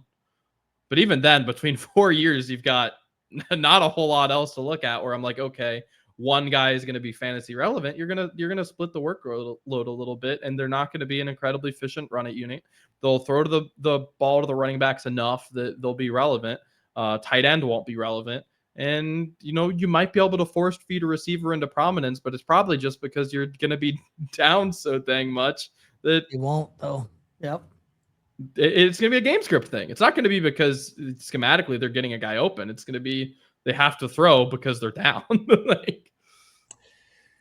Yeah. So, and this goes back to why I made Trey McBride and Brock Bowers examples at the beginning of the show. I think the vice versa is about to happen with those guys. Clint Kuibyak is going to take over the Raiders. We haven't even talked about him yet. We're going to in a minute, but Clint Kuibyak is going to take over the Raiders, and then, which he can feed tight ends. We know he's a good play caller in general. And then Trey McBride is going to be on a quarter 3, quarter 4 offense where, like, his talent alone will make him a weekly tight end starter, but he's not going to be in the upper echelon that we saw after we finally got the lid off the touchdowns. Chase, I want you to focus more in on the wide receivers, because people are looking at this like, oh, we think Michael Wilson broke out, or we think Marvin Harrison can still turn this thing around. I almost worried about both of them being on the team as like a bad thing, because the one that we did see was like, at least if it was just Garrett Wilson, right? Like, okay, you have no choice to get the ball to Garrett Wilson. If they have choices, like, that actually makes me more scared. No, if you have not sold Marvin Harrison yet in Dynasty, do so before we sign off here. I mean, I am not excited about this in any way, shape, or form. First off, as a Packer fan and somebody who has formerly dealt with Nathaniel Hackett, I don't understand how this dude keeps getting jobs at this level in the NFL. If you want to tell me that he keeps getting hired as a quarterback coach or whatever, okay, I mean, maybe, I guess. But how does he keep getting offensive coordinator and higher type positions in this league? You'll never explain that to me. I think LaFleur was an uninspired pick for a head coach position, and I have no confidence in either of the two of them to do anything with what's happening here in the desert. There's talk that Murray will be released or traded, and they're going to go back to, hopefully they go back, and at least hopefully from a fantasy standpoint, hopefully they go back to Jacoby Brissett. But with these two guys at the helm of the offense, unfortunately, I love Trey McBride more than just about life itself, but I will not be in on him at all next season. I will not be in at all on their running game because I never know. I don't know what they're going to do or how they're going to use the two of them, regardless of who's healthy. But from a wide receiver standpoint, I already expected Michael Wilson to possibly pull some work away from Marvin Harrison just based on that performance this season. I think Michael Wilson proved that he's a good NFL wide receiver. He was a good fantasy asset when he was the dude, but on the field, on the real field, I think Michael Wilson proved that he has something to offer in the NFL. But does anybody feel comfortable taking either of them, knowing that the very real probability is that the wide receiver work gets split between the two of them in a Mike LaFleur, Nathaniel Hackett type offense? Not me. I don't want anything to do with either one of those guys, unfortunately, and it sucks. I don't know that Marvin Harrison is what we all thought he was anyway. But even if Michael Wilson is what we all kind of jumped on the bandwagon of this season, they're going to have to fight with each other, and they're going to have to fight with the fact that they're on a Nathaniel Hackett, Mike LaFleur type offense for this season. So I'm out across the board in the desert. I don't want anything to do with anything remotely close to Arizona. It's a LaFleur Hackett offense with a question mark at quarterback. Like, you want to talk about recipes of disaster? There you go. You can't have both. If they didn't have the question at quarterback, then maybe we're going to have a different conversation, but you can't have both those things be true. Okay, so let's talk about Kuibyak. He took over the Raiders job, right? Now, he got screwed a little bit with the Saints because of all the injuries that team had. But if you remember the first few weeks, they were catching everybody by surprise. Chris Olave was still a weekly starter besides when he got the concussion injuries. Rashid Shaheed was a weekly wide receiver starter. Kamara was still relevant until, the Kuibyak left, even with all the offensive line injuries. And then he goes to Seattle, where he turned JSN into a borderline version of Justin Jefferson, look-alike, essentially. The running back game, like Kenneth Walker nor Zach Charbonnet got going in the way that we were hoping for, but mostly because they were eating into each other. It wasn't because there was a loss of fantasy points for the running back room, right, in general in Seattle. And they didn't have a ton of offensive weapons. So I want to go to you because, we got draft season coming up. The expectation as of now, although I thought some of the comments that Kuibyak made recently were interesting, but the expectation as of now is that they're going to take Fernando Mendoza with the number 1 pick. We do know they have Brock Bowers in place. We do know they have Ashton Genty in place. Outside of that, I think everything else is up for grabs. But when you hear Kuibyak with Mendoza, potentially a Genty, a Bowers for sure, what's your overall take? I think it is so fascinating what quarterback looks like for the Las Vegas Raiders in 2026. And I say that because, one, I hope it's Mendoza. I think Mendoza is going to be a good quarterback in the NFL. I don't know if he's going to be great, but I think he's going to be a good NFL quarterback. But what I will say specifically, I'm emphasizing 2026 here. He does not know, or at least has not performed, because I don't like to negate people for things that they just haven't been asked to do. He has no experience in this type of offense. None. There will not be transferable things for him to lean into. This is an offense that is going to ask him to play under center. That is going to ask him to throw play action, like real play action, not just the ball's kind of by the running back, but like real play action stuff. You're going to run some play action bootlegs. It's going to be, it's a real pro style offense to a degree. It not, the collegiate offense that Mendoza had been running. I think that there's going to be a learning curve for him. I think in the long term, he'll be fine. I think you look at guys like Genty.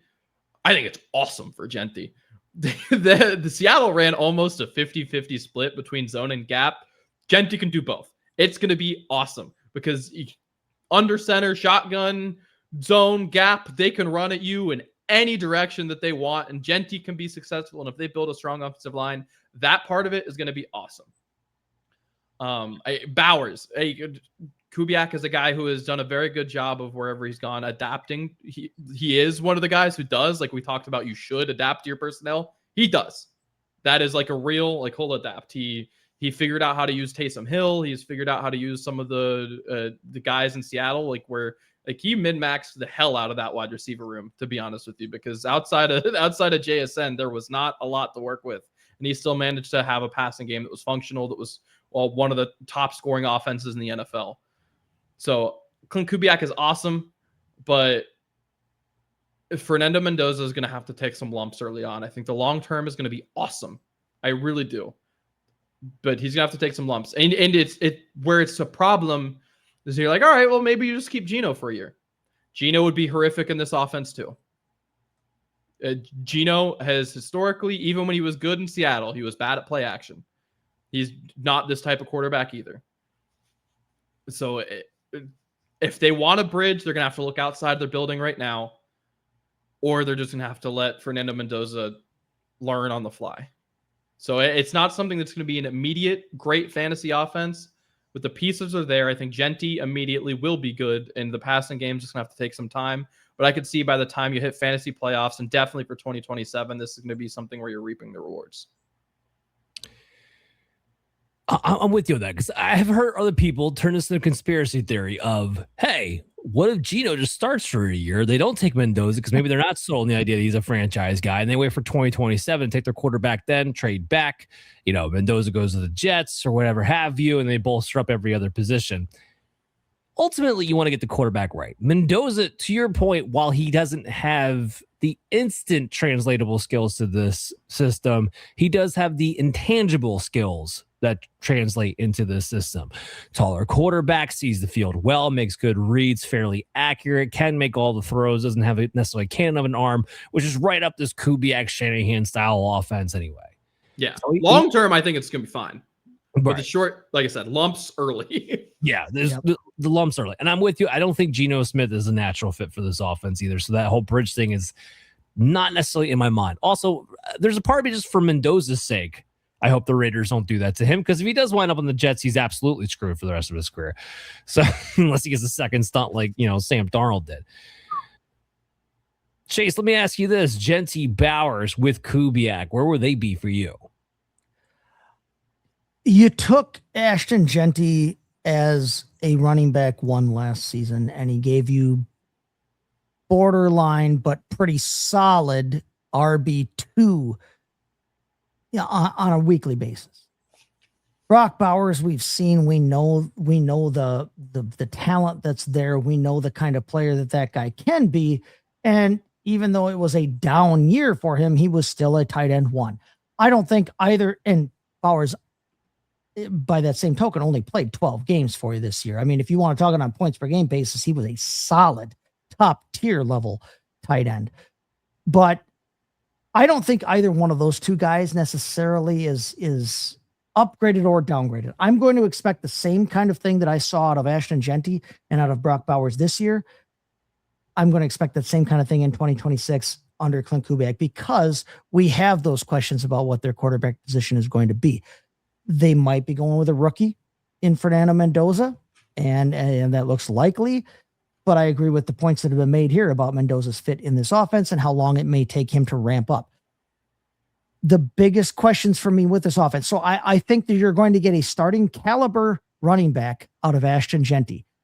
I don't know that I want to pay running back 1 price for him in the draft, because I think he's going to be much closer to what he was last year, which was a borderline 12, 13, 14 type running back week in and week out. So do I want to pay solid running back 1 production prices for him, like you're going to have to, I think, next year? No, I don't want to pay that.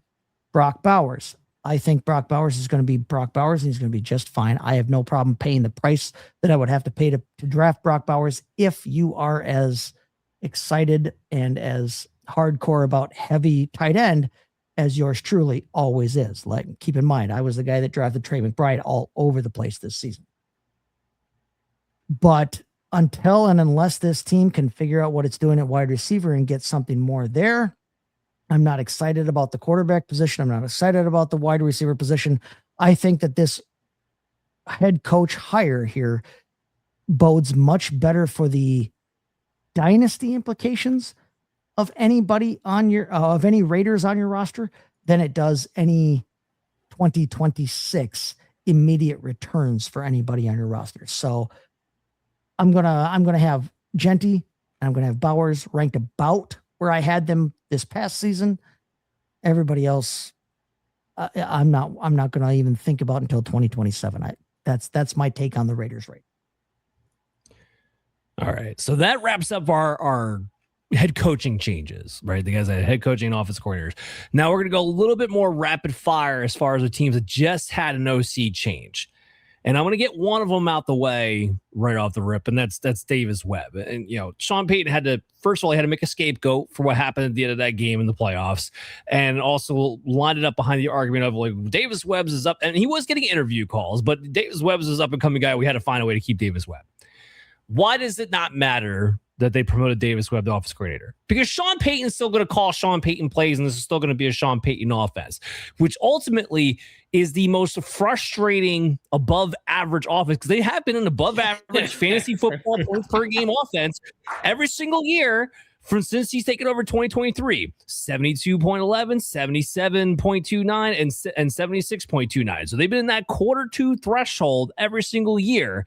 And yet, outside of Cortland Sutton being a borderline wide receiver 2, wide receiver 3, I don't think any of us feel like we ever know what we're going to get out of any of the pass catchers Tight ends are left out completely ever since Sean Payton doesn't have a Jimmy Graham anymore. Tight ends are not really part of it, and he rotates them like crazy. And the only other thing that's consistent in this offense is that the running backs are going to be heavily targeted compared to the rest of the league as a group. Who that's going to be on a weekly basis, who knows? Because again, he likes to rotate the running back position. We lean a little bit more towards RJ Harvey. Wouldn't be surprised they brought back J.K. Dobbins or brought in somebody else into the mix too. And as a result, Bo Nix is going to be a low in QB1 because they just put enough points together as an offense to which he's going to have a floor as a low in QB1 who can run a little bit. Nothing changes for the Denver Broncos despite the offensive coordinator change. So I just wanted to knock that one right out the way. This one warrants a little bit more of a conversation. So what we're going to do is one at a time. I'll go to Adam here. Chase will get the next one. So Drew Petzing goes to the Detroit Lions from the said Arizona Cardinals. Now, I've never been a Drew Petzing fan. And everyone wants to point to this past season of like, well, he let Jacoby Brissett rip. And actually, for a fantasy standpoint, they were a high-end quarter-2 offense, borderline quarter-1 elite offense from a fantasy football points per game as a team. But again, it's to me, it's circumstantial. The defense was really, really bad. Cardinals decided they had nothing left to lose. They go ahead and just let it rip to just try to be competitive and wound up getting the entire coaching staff fired anyway. But we did see Michael Wilson go off. We did see Trey McBride go off. Whoever the running back was at least a fantasy piece to own, whether even when we got down to the Zonovan Knights of the world, people were still plugging and playing them in flex positions. He goes to Detroit. Detroit has all the talent in the world. So you look at Drew Petzing, you look at his fit in Detroit. He does have some ties there from previously. What's your take here? I think this is a moderate but not inspiring upgrade over John Morton. It is like you got if you're Dan Campbell and you're going into the locker room talking about 1% better and 1% better, you got 1% better at offensive coordinator. Like, sure, fair enough. Baby steps. I think, like I said, moderate improvement. I don't expect a big difference. I think it's worthwhile to note that Petzing in Detroit was running a gap scheme in Detroit's been zone, but Detroit's been fairly mixed. And to be honest with you, with the quality of their offensive line, with the athleticism of their offensive line, and more importantly, with who Jahmyr Gibbs is, I don't care that much. They'll be fine. So like that'd be the one thing that would be cause for alarm, because otherwise, he has familiarity with some of these guys, and in terms of play action and passing concepts, it's not too dissimilar from what they've been doing. So that's like the biggest difference to me, is kind of how they do the run game. And I think you'd have to try really hard to mess up Detroit's run game. So I don't think that it's going to be an issue. Ultimately, I think happen. Yeah. I mean, to Adam's point, ultimately, I think this team is just too talented for it to matter as far as crashing out. Do I think it reaches their ceiling?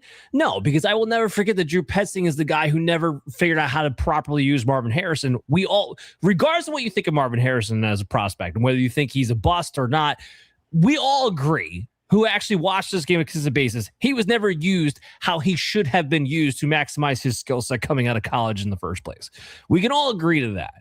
So as far as utilizing his personnel to the best of his ability, does it give me the utmost confidence? No, absolutely not. Do I think Sam Laporta is going to get left out of the end zone when he has all these other options to go to? Amon-Ra St. Brown, James Williams? Yeah, probably. Do I think anybody's role really changes that much? No, I really don't think it does. So I'm kind of with you. Maybe it's a little bit better than Johnny Morton. I had laid out last year where I thought Johnny Morton was a complete and utter failure anyway. And even then, Dan Campbell had to take the play calling away from him because he was a bum. This, from a fantasy standpoint, the Detroit offense was still in the elite tier because they're just too good to not be. So ultimately, I'm with you. I'm with you there. Let's talk about the next group, which is Kansas City Chiefs and Eric Bieniemy. And Eric Bieniemy making a return to Kansas City, Chase. Now, when he was with the team as the offensive coordinator, I know it's Andy Reid calling the plays, but with Eric Bieniemy backing him up, that's actually when the Chiefs were at their best. More so than when Matt Nagy was the offensive coordinator and Andy Reid was calling the plays. So 2018 to 2022, that was the Chiefs' heyday. That's when Bieniemy was the offensive coordinator. And we're talking about 100 fantasy points per game. That's like elite of the elite of the elite. Now, I don't know if Kansas City is in position to get back to that point. We still got to see when Patrick Mahomes is even going to play. But how do you see this return for Bieniemy with this offense? Does Kansas City have a chance to get back to what we've seen? What do they need to do? I'm going to be dead honest with you.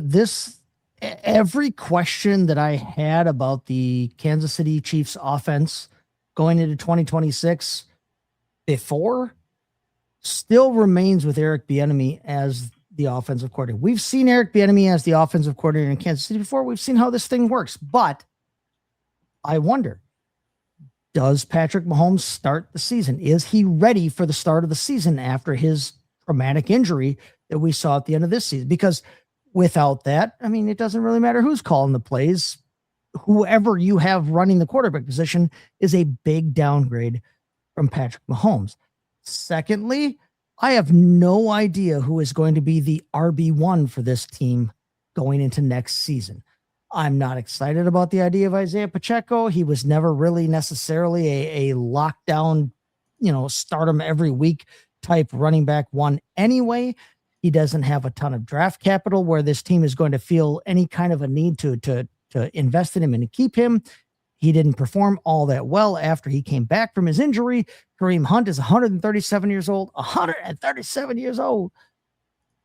And then we have no idea whether Taylor Swift is going to be back in the luxury box or not. And if Taylor Swift is not back in the luxury box, who do they throw to over the middle of the field?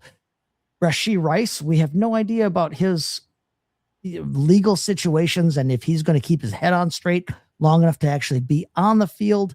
I'm not a Xavier Worthy guy.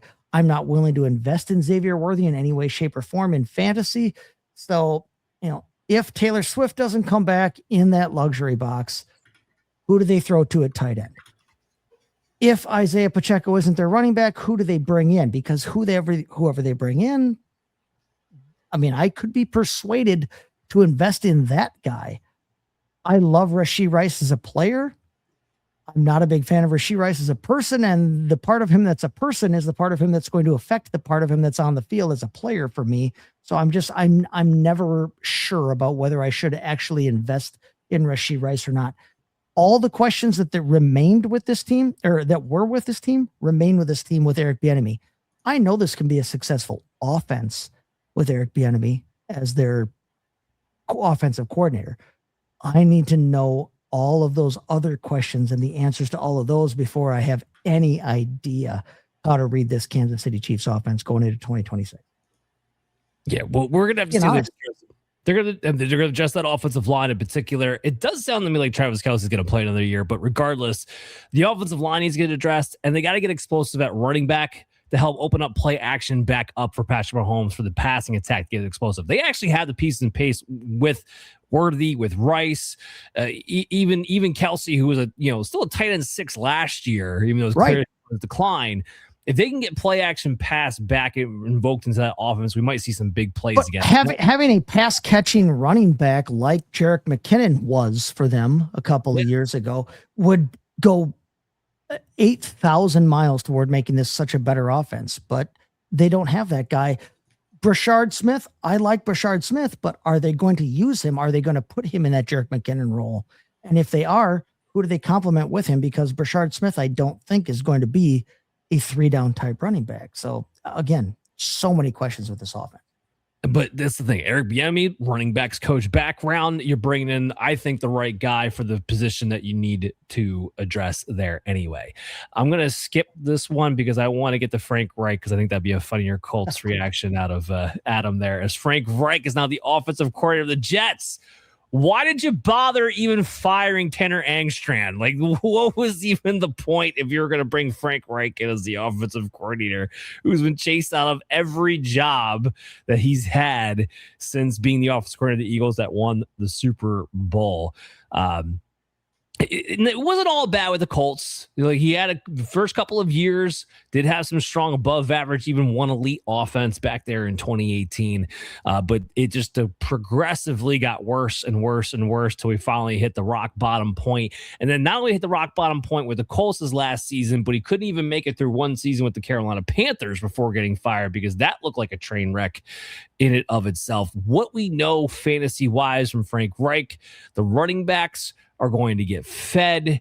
We know that the tight end room is going to get fed. We don't know if it's going to be one tight end. Maybe with the Jets it would be. And that the wide receivers are going to be closer to a super spread rather than featuring one particular guy. Although with the Jets, again, personnel-wise, maybe that changes things. But Adam, I got to get your reaction on this. Yeah, it's a silly one, for sure. It's interesting in the sense that Frank Reich has been good before. It seems like there's a line that you can really clearly draw in the. I actually think it's post Wentz. I think it's the Wentz year was the last time he was a quality coach in any capacity. I'm not gonna clamor for, he had a great coaching season that year. But I think it was all right, especially in hindsight with what the roster was at the time and what Carson Wentz has been since. I think it's pretty clear that he was elevating that team at least to some degree. Since then, however, so the Matt Ryan season, we have the Carolina season. We have last year where he was the interim head coach for Stanford, which was, I'll get that one out of the way, horrific. If you go down to Stanford and you're like barely throwing more touchdowns than interceptions, your run game's a joke, like that they got the 4-8 is a miracle. And granted, interim situation, he came in like late because of their coach's situation and like a whole bunch of malarkey. But like you'd think you'd be able to elevate to like some degree, like a former NFL head coach, and it just didn't happen at all. Carolina was horrible, and I think what the big takeaway to me from seeing him fail at some of these other stops is there are types of quarterbacks where he can work with, like Carson Wentz. I think the big, strong, mobile guy who can complete a good percent, like a good quarterback, he's fine, I guess is what it really boils down to. He tries really hard to hide quarterbacks that are bad. And the way that he hides them is he makes the offense as vanilla as humanly possible.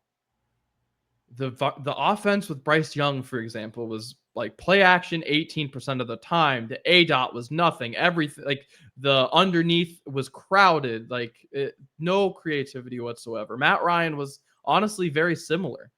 The Jets are not going to have good quarterback play this year. He is not someone you can trust with below average quarterback play. If he went somewhere with a good quarterback, unfortunately, it's a catch-22 because at this point in his career, nobody would trust him with a good quarterback. But I actually think he would be fine.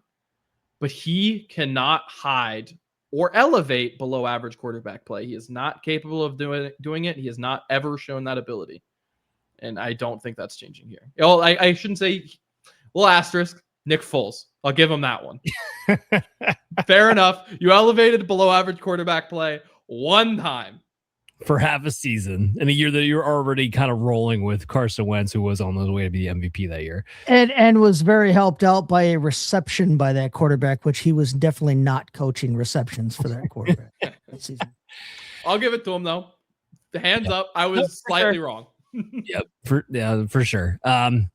Yep, you put it perfectly. The Jets are not going to have a good quarterback this season, no matter how you break it down, whether it be through the draft or free agency. So you don't think Malik Willis is a good quarterback? No, I've already gone through that. But and it would be really stupid for them to even try to sign Malik Willis anyway with where they're at as a franchise. I agree.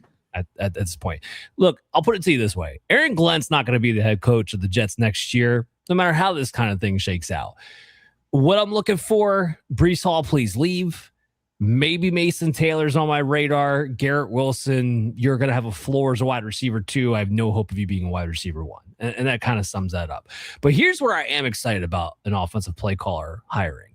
Mike McDaniel going to the Los Angeles Chargers. Now, I know things progressively got worse in Miami, but I think we can all agree, especially when it comes to certain fantasy positions, Mike McDaniel is definitely a plus. He's definitely a plus for the running backs. Was always over the league share in both carries and target share for that position. Devon Achane, very much a dominant RB1.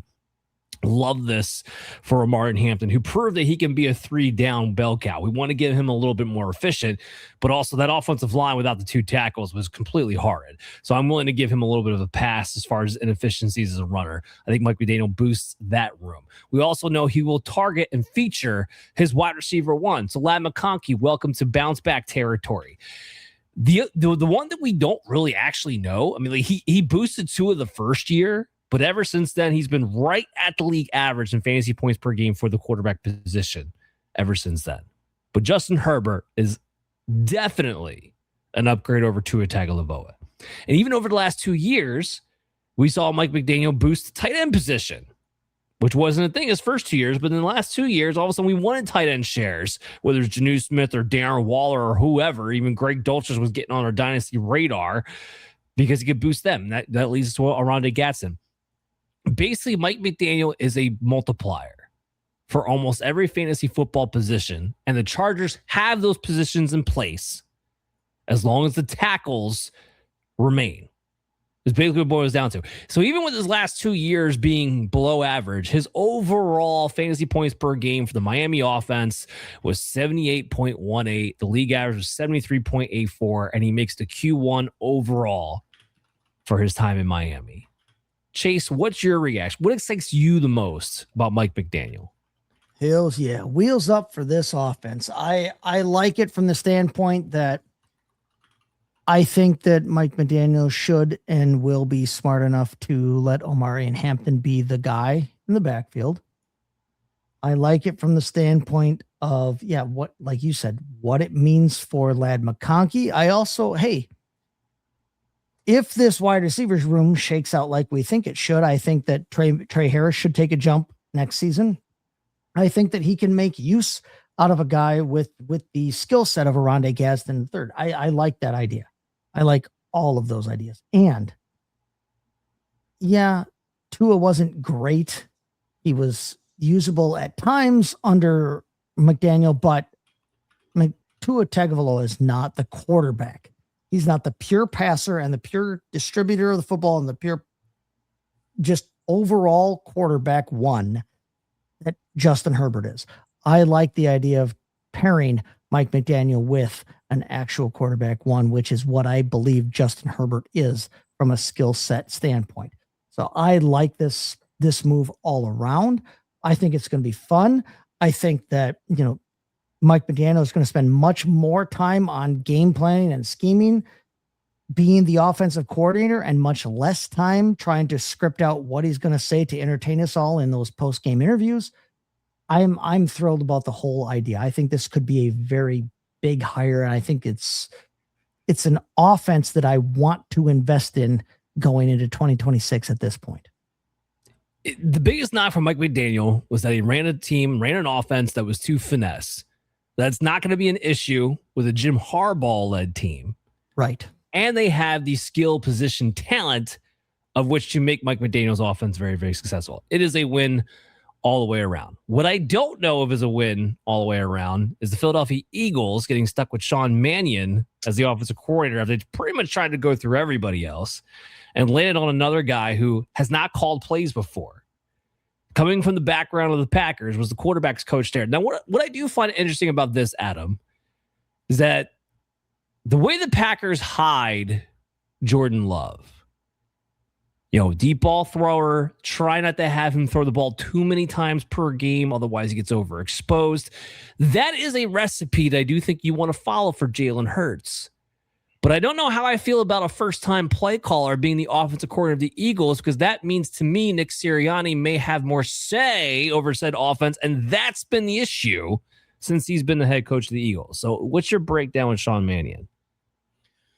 Yeah, no, I think you hit the nail on the head there. That if they let him fully implement the Packers offense, I think that would bode well for the Philadelphia Eagles. I don't think that happens with a first-year guy, because to your point, Sirianni can just walk all over you. I think that the other thing that concerns me here is that there's two prongs to what Philadelphia needs to do to get back on track. We just talked about one of them, and that's to get a competent Jalen Hurts, a competent passing game going. The second prong of it is they really, really, really need to fix this run game. And they will now, to lay it out, after a long, long time under the same offensive line coach, that's gone. They will be switching from they'll be going from being a gap team to a zone team. And granted, both Green Bay and Philadelphia were fairly multiple, but they are switching what they do the majority of the time. Green Bay's rushing offense, good, but it just nothing about Sean Mannion screams he's going to solve their problems, which are real problems in the running game. I don't think we're at a point where we can just shoulder wave Barkley is going to just turn it around. He'll be fine because of the volume he had the year prior. He's going to revert back to what he was. With the good coaching solve, maybe, sure. But there are real offensive line problems, and they need to get an identity again. If in full control, Sean Mannion could fix this offense.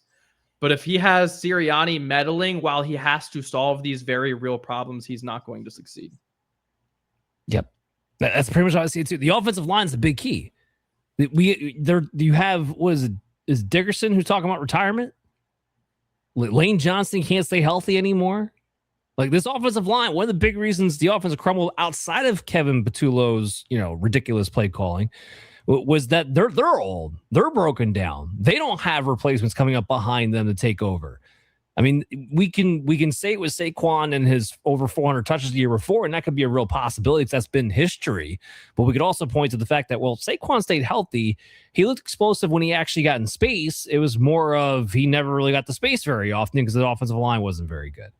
So there's just going to be a lot of unknowns with the Philadelphia Eagles. There's still talk about, do they trade A.J. Brown? Does he force his way out? I still don't think that winds up happening. I think we're going to have the same skill players that we've had the past couple of years. But what does that turn into? This is going to be one that, frankly, we don't have a data sample size to know for sure, other than he's going to have his preferences like you laid out from the Packers in the zone scheme, and that he will likely follow suit of not trying to overexpose Hurts by having him throw a bunch, which ultimately are good things, I think, for this team, but they got to get some of the other stuff ironed out. All right, let's talk a little Zach Robinson, who was the Atlanta Falcons offensive coordinator. He goes now to Tampa Bay, stays in division because, why not? They got to see him the most, so they obviously got to see something up close that the rest of us didn't, because none of us really liked how inconsistent. I won't say inept. It wasn't totally inept because it was still a quarter two offense or a quarter three offense. So it was higher on the below average scale, but inconsistent to say the least. Predictable, to Adam's point earlier with the Atlanta Falcons offense. So Zach Robinson comes in. They averaged, 76.6 fantasy points per game. The Atlanta Falcons did. That was enough to be on the low end quarter two.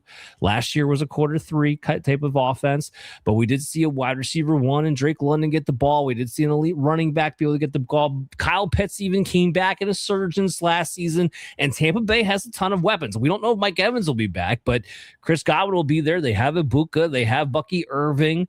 You have a nice tight end in Cade Otton. They have Jalen McMillan, so they're still going to have probably three receivers. There's still going to be talent here. So how do you take away from this, Chase? This is still an offense that I want to buy into. I am curious to see, like you just mentioned, how the off-season shakes out. Does Mike Evans come back? If Mike Evans come back, I have no problem drafting him at the right price, but I really do like the idea of Baker Mayfield in this offense, still having all of those weapons at his disposal. I think this is still an offense that will run through him. I do like what it means for whatever running backs remain in Tampa Bay if all three of Bucky Irving and Sean Tucker and Rashad White come back. I still think they all can be usable pieces, and I tend to think it's going to be two of those three.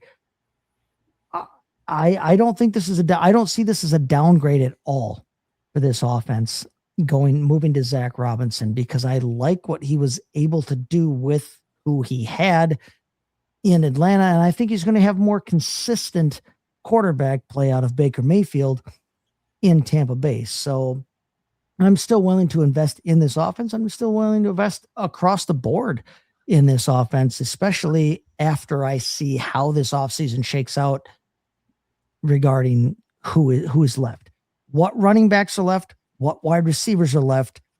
I'm in on those guys for 2026.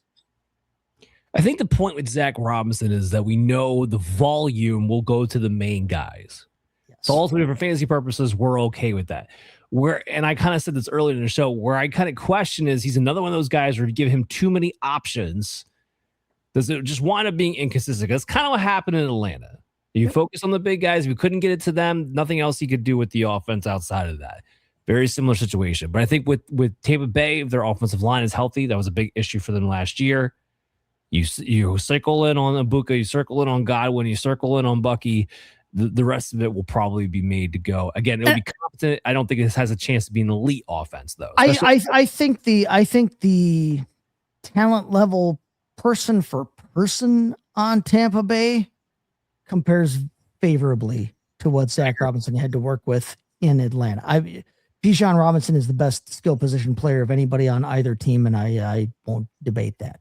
But once you get past him, I think that the skill position talent in Tampa Bay compares very favorably to what he had in Atlanta. So I'm willing to buy in on those guys, knowing what we got out of what he had to work with in Atlanta.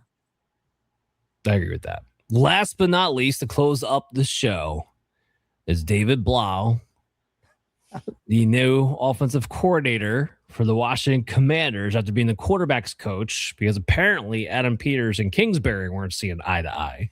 Rare to hear the GM and the offensive coordinator come down on each other, but that's what we had going on in Washington here. So they move on with Kingsbury. They promote David Blau from within.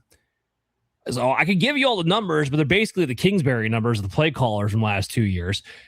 The only thing I've heard that they're expecting to change, Dan Quinn came out the other day and said, I expect Jayden Daniels to play more under center within this new offense. I don't think that's a freaking good thing for a guy who doesn't read defenses very well. The whole point of the shotgun is to get a little extra time to see what happens post-snap, which usually helps well for a guy who doesn't make great pre-snap reads. And that's been Jayden Daniels' knock since LSU. So now we're going to make him, that tells me they want him to be more in control of the offense. Didn't play a whole lot last year to take the next step up in that regard and make quicker decisions. Or put it this way, read the field more. Where before, Kingsbury was pretty much laying it out for him. The reason why the ball got out of his hands so quickly is because Kingsbury was making it clear, you're going here or you're going there. That's it. You're not doing anything else. So this tells me there's going to be a change from that. I don't know that's a good thing. Adam, what's your take here? I think it's interesting. To me, what that signifies is, to be candid, is that they want to turn Jayden Daniels as a passer into what Lamar Jackson has become.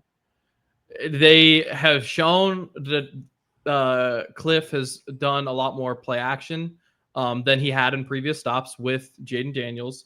I think that is a sign that they want to move in that direction. And I think that going under center would be more of that. Now, we have seen that at times Lamar Jackson has been in some very disappointing offenses, so that there's certainly some interest there, and if that is the right call, for one. And then for two, that seems to be very, there's one similar quarterback in the NFL from like a height, weight, speed profile. Let's just copy what they do with him, and hopefully it works. So it seems like, because I agree, I don't think that's what is best for Jayden Daniels. And what it certainly is, because I could be wrong there. Long term, I could be wrong. But what I know to be true is short term, that I'm not wrong. Short term, it's very similar to a Fernando Mendoza in that if you try to put Jayden Daniels in that type of system immediately, then immediately there will be growing pains. Now, maybe he develops, maybe he doesn't. And maybe that's what the front office was thinking, is that they want long term would like Jayden Daniels to be their franchise quarterback. And as such, They need him to develop as a passer who can read defenses once his legs leave. And they saw that Cliff, and this is correct, and I will give them this, Cliff was not going to develop those skills. He was not going to make him a better quarterback long term. I think that Jayden Daniels is probably a quarterback where you ride out his athleticism and you hide the flaws while you can. But if they see it differently, then I can see how they come to that conclusion. Ultimately, I don't have very high hopes for this Washington offense. I can kind of see where they're coming from, but it seems like there's just going to be maybe the way that they do it will be a different way. It'll look a little bit different on the field, but I think ultimately what you saw last year in terms of their offensive production is probably pretty close to what you're going to see this year. Yeah, it's coming from the same place. I mean, like, are you hoping he brings in Sean McVay styles from when he was a quarterback? Like that, I think that's the other thing that annoyed me about this coaching carousel. Is like if you like breathe the same air at any point as McVay or Kyle Shanahan, you essentially got a job no matter where he came from. But so I'm with you entirely. This is definitely not going to be a boost. I can't say it's definitely a negative because, again, we just don't have enough of a sample size here either way, other than I don't like the idea of Jayden Daniels playing under center more often. I don't think that's a great fit. And my problem with Jayden Daniels ultimately is injury proneness. Just how skinny he is. And he needs to bulk up. But more so than that, this is another coaching staff like the Jets that I think could be cleared out next season. Because, again, this is a team that's still one of the oldest teams in the league, no matter how you break it down. And like I said years ago, Dan Quinn gets worse with time, not better. So, putting Jayden Daniels under center wastes his athleticism, which is his greatest asset. Correct. Because Jayden Daniels' athleticism, where it's different than Lamar's, he's got the long speed. But he doesn't have the quick twitch of Lamar, which is why Lamar can get, and even in Lamar's case, they still want him playing in pistol as his version of under center more times than not. But he can get under center and still kind of roll that offense, how quick twitched he is. It's not really how Jayden Daniels' athleticism works. It's a little bit more long speed in that sense.